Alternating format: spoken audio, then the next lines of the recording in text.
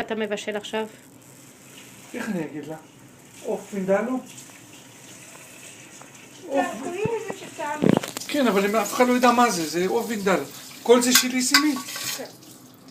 אז בתוך שמן שהוא קר עכשיו, הוא קר, נכון? האש עוד לא דלוק? כן. אתה שם את הבצל שכבר אתה... כבר מטוגן. כבר מטוגן. ואת רואה את הצבע זה כמות שלו? מאוד יפה של בצל, וכן, ויש לו ריח מדהים. בערך קילו בשר, קילו בצל על קילו. אני משאיר קצת אחר כך לטגן את העוף. אחר כך תראי את זה, חכי, מגיע. באמת מצלם את זה. זה עוד לא קרה.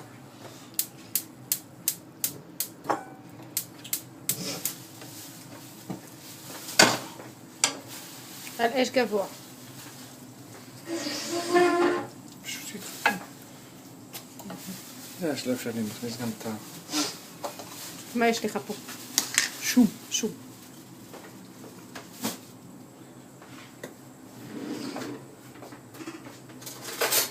אם אני רואה את זה ביוטיוב, רואה מה? אם אני רואה את זה ביוטיוב, אני אוהב אותו. תחכו עליי. כפית. לא, כפית יפה.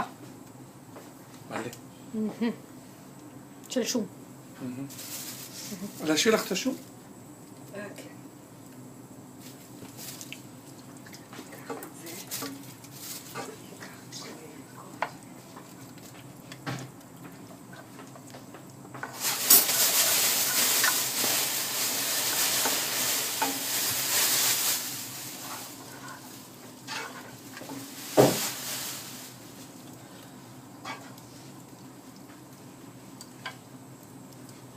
תותן לי את הסרק, רסק. עכשיו העלים משה זה לשלוש מאכלים. ככה שלא תיקח את הכל. פה יש לנו עלים של קרי. יבשים. יבשים. אם אין לנו עלים של קרי יבשים, זה סוף העולם? לא. אבל זה נושא. כל דבר זה סוף העולם. לא. אפשר, זה יוצא טעים. זה יהיה על יד.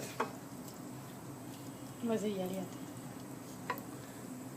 כשאת עושה משהו, זה לא יהיה בדיוק. כמו שעושים, בסדר, אבל איפה אתה משיג אותה? הרבה שנים עשינו את זה בלי שקשה. אח שלי מכין לי עכשיו עציץ גדול.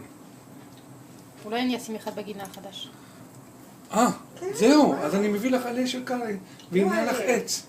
צריכים להביא איזה הוא יביא, אח שלי יביא איזה ממושב. עם שורש, יהיה לך מזה עץ. תעשי גם נענה ותעשי הכל ואל תביא לנו. כי עד שאני רואה אותו, הנשמה שלי יוצאת. כן, אחרי הרבה זמן הריח הולך. הארומה הולכת. הארומה הולך. הנה, את רואה?